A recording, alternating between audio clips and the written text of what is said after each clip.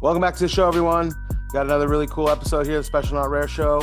Another athlete on the show today, too. So I know a lot of people that listen to the show are into like the fighting thing and the athleticism thing and the discipline thing. So I think you guys are going to like this one. Just by your answer, sweetie, I can tell you go, this is classic. Yeah, right, whatever. Here's what is on your mind. I'm a big, arrogant, big mouth fucking asshole, right? And you want to destroy that any way you can. Dalton Goins. How you doing, man? Welcome to the show. Good. How are you? Thank you for having me. Hell yeah. Thanks for taking the time out. I know you said it was your rest day, so I really appreciate you coming on and taking some time out. I know you said it's no big deal. You're super humble and cool about it, but I want to say I respect your time and I appreciate you. Thank you. Oh yeah. So I'm gonna introduce people to you, and I want them to know about your history and stuff and what maybe brought you into fighting. But I kind of want to get straight into business with the current things you got going on. You do have a fight coming up at LFA 210, June 13th out in Louisville, right? I do. All right. So talk to me about that, man. What's going on with that? I've been trying to get to a bigger promotion for quite some time. We have an at home promotion at Showcase MMA I've been fighting on, and then I decided to venture out last year, all of 2024. I did 3 main events in Georgia for NFC and Conflict, and finally kind of got my foot out there at other promotions, and now there's a chance to fight in LFA. I grew up most of my life in Cincinnati, so it's about an hour and a half from there. So I was like, this is a cool chance to fight on a bigger promotion, get noticed possibly by the UFC, and I can have my friends and family travel not so far. That's awesome, dude. So it is kind of close to home for you. Yes. That's cool, man. So you'll be able to have a lot of people there in support. I hope that's the plan. That's badass, dude. That's Cool. that's what everyone says until we get there. Yeah, and right. they're not there. Yeah, we got to rent like a big bus or a big van or whatever. Make sure keep them accountable. So how are you feeling leading up to this event, man? I know you said it's kind of like something you've been looking towards or looking to get after. How are you feeling? Like mentally, I'm good. I'm the best I've ever been. The sparring partners that I had, I know Angelo's a southpaw, so I've had a lot of southpaw looks. Um, there's a lot of wrongs that I've righted this camp, a lot of extra work that I put in, a lot of extra conditioning that I put in, and I honestly feel like this is my best camp and the best version of me right now. Hell yeah, that's what we want to hear, right? I'm really hyped for it. The more I see, the more the build-ups and stuff I see online, I've been getting pretty excited. So what you kind of touched on it a little bit. Can you give me any thoughts on your opponent? What can I know you guys can't give too many of your secret sauce away before the fight. So I don't know much about him. I know he lives in Indiana. Um, I believe he used to wrestle D2 at the University of Indianapolis. Um, I happened to wrestle NAI, or I wrestled NAI, and we did go there for one of their tournaments. I think in 2 separate years, so I'm familiar with the environment and the area there. But as opposed to that, I don't really know much about him. yeah, that's good. That could play to your advantage too, right? You just don't Uh, even have to worry about the guy. No worries. What kind of training have you been doing, man? Have you been doing anything like unorthodox, or do you do anything out of the box normally? Not really. I lift. Let's see, I lift twice a week. I'm in the gym 6 times a week, and then I got conditioning 5 times a week, and Okay. then sparring. I only really spar once a week. Yeah. What's your thoughts on sparring? How do you feel about that? I know for a while there, like the big theme online was people were saying they don't spar anymore and then they do spar. What's your thoughts on sparring? I think if you're gonna fight, I think you need it. I Yeah. mean, obviously, those exceptions like Tony Ferguson went on that big streak with no sparring. Max Holloway stopped sparring, but those are like huge exceptions. I think if you don't spar and then you go in there and you get cracked by somebody, then you're not really sure how you're gonna react. Yeah. Yeah, for real. That's what I've always thought too. I'm like, I mean, I'm not a fighter myself, but I've always thought like that's probably the only way to get ready, like keeping it as real as it can get that's coming up to the fight. So, Yeah. yeah. Um, I wanted to ask you, man, do you have any like superstitions leading up to the fight? I'm a superstitious person normally. I kind of like keeping things like maybe not in routine, but nothing too crazy out of the ordinary. Is there something like that for you, like in the fight camp or whatever, that you have to keep the same? Not really. When I'm in camp, I usually do like to keep the same like work schedule and the training schedule and whatnot.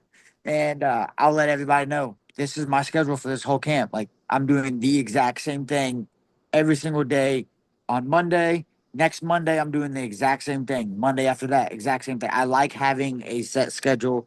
That way I know what I'm doing. Like I go to work, I do my meal prep, I do all that fun stuff, and then I go and train. When I get done training, I come home. I'm not leaving the house. I usually take an Epsom bath or an ice bath. I hop in bed, leave me alone. My phone goes on do not disturb. No one messes with me. I Yeah, do that's that. good. And then when Saturday rolls around, I can catch back up. I can communicate with everybody, get on Yeah. FaceTime, get on Zoom calls. I can stay up late, watch UFC fights throughout, but when it comes Sunday through Friday, no. Sunday through Friday is I'm working, I'm training, I'm sleeping. That's it.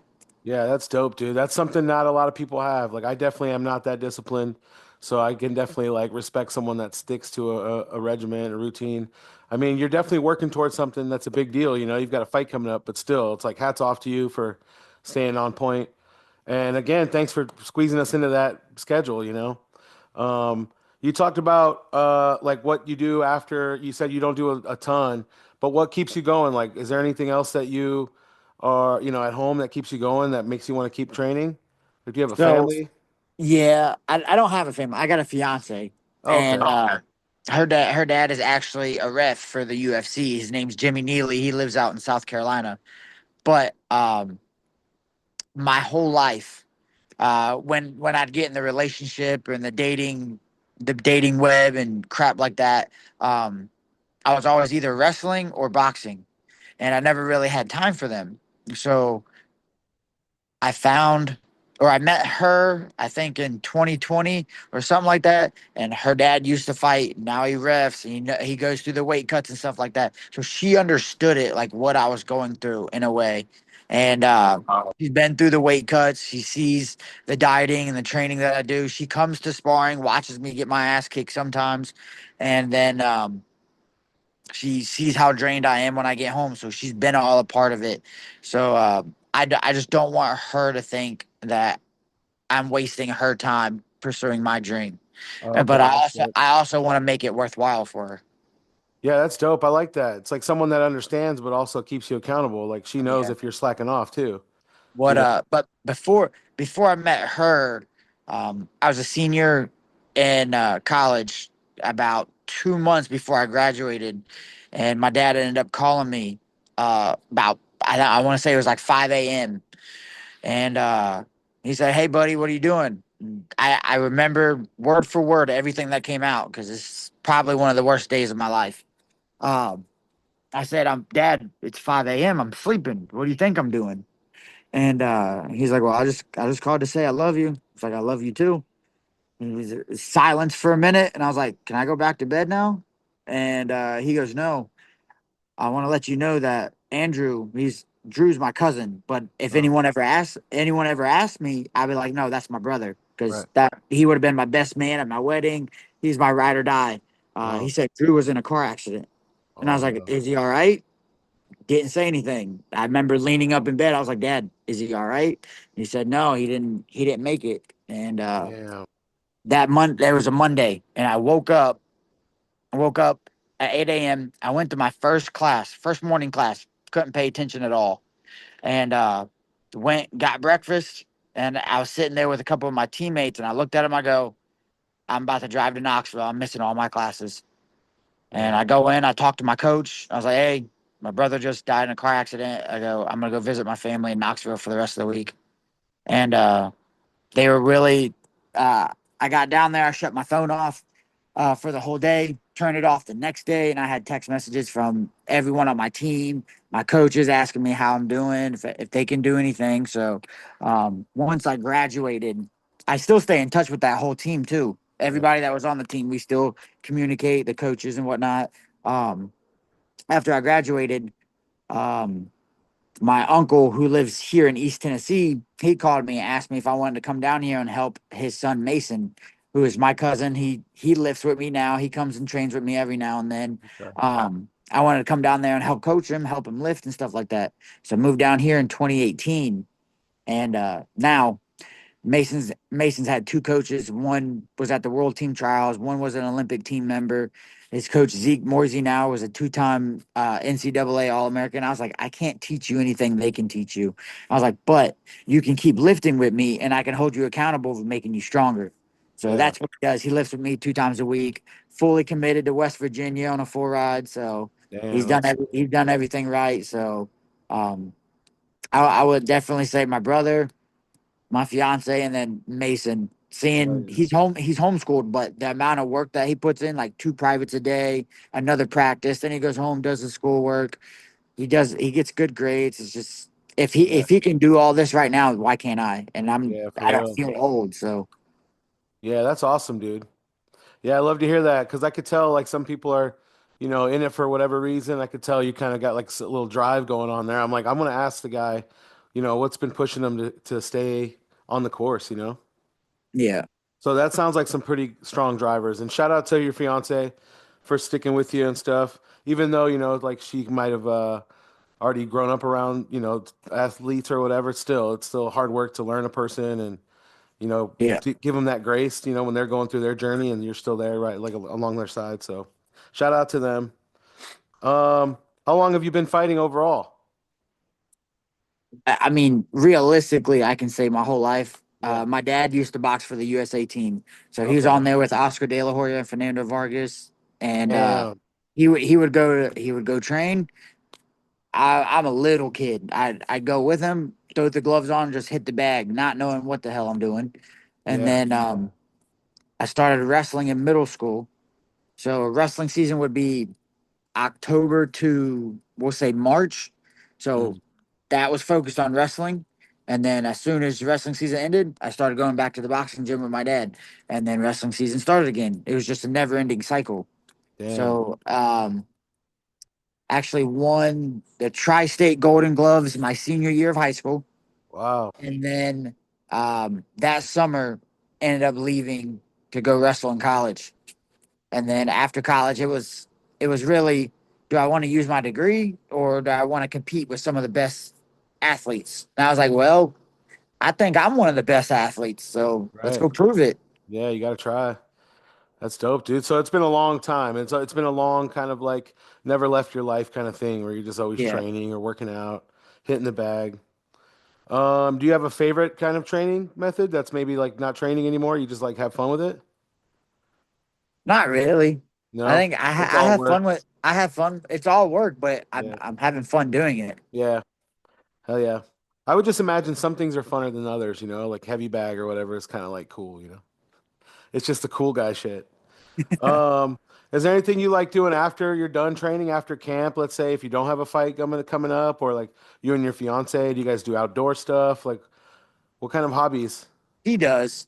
She likes the hiking and all that stuff, and I'm more of a let's go out on the lake and drink.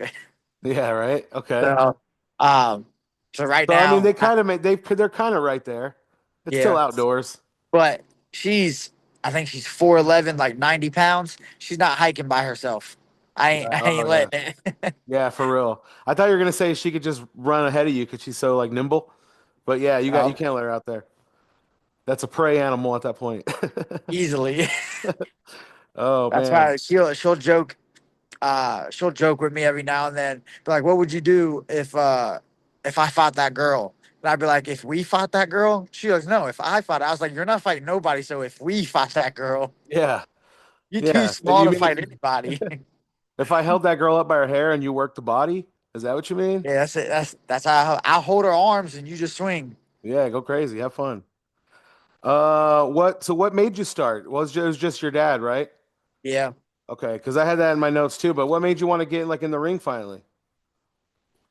I I guess it was like I saw my dad do it Yeah, and wrestling all the way through high school and college and um, getting down to the lowest of lows when you think you're not that good and then having the highest of highs when you let's say you beat a ranked dude that you weren't supposed to beat or anything like that and everyone's like hell yeah and congratulating you like I love that feeling yeah, and when you lose, it humbles you in a way to where it's like I'm not all that, but I can be.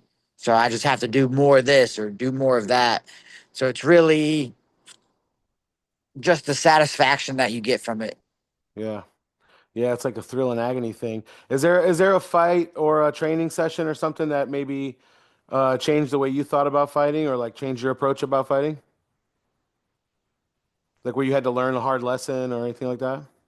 I mean, so I have a teammate named Randall right now. Super good southpaw. He took about 2 years off of MMA and just strictly done Thai boxing. He's got Okay. phenomenal hands, phenomenal kicks, and he's been my main partner. But I think about 2 years ago, we were both prepping for a fight on the same night, on the same card or whatnot, and it was I think it was like maybe 3 weeks before a fight or something like that, and I was just getting my ass kicked.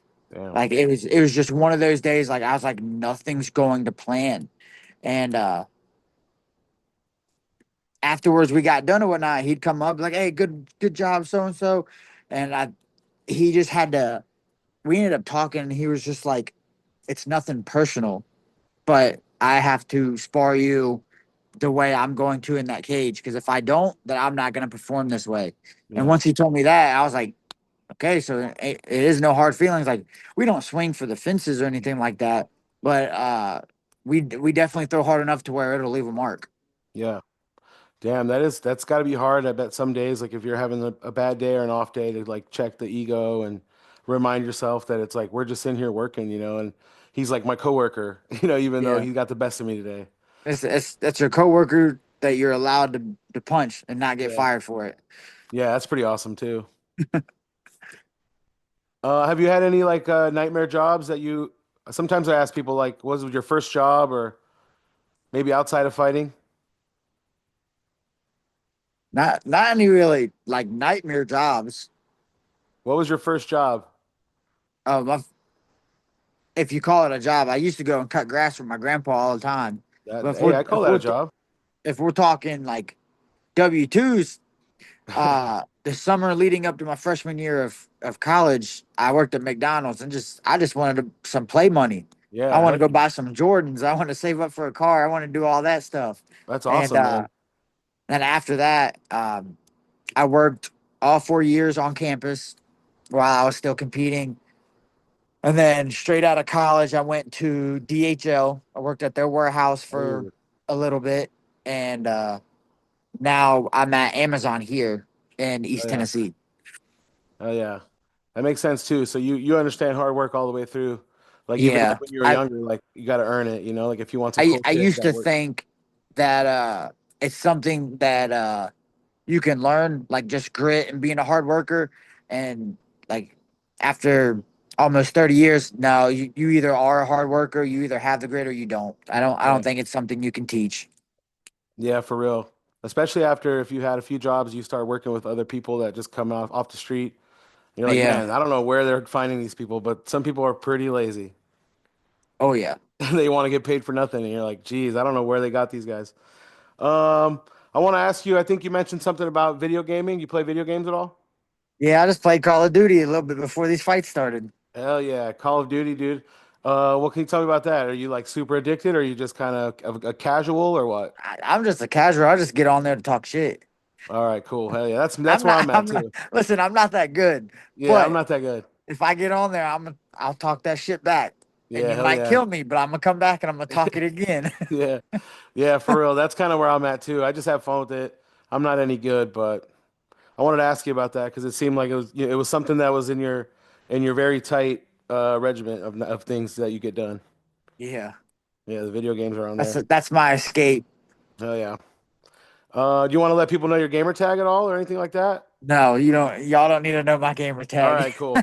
There's some gamers that watch the show, so one of the last questions I want to ask you, man, is what do you want to be known for? Whether it's through the fighting thing or like in the personal world, like what do you want to be known for when it's all said and done?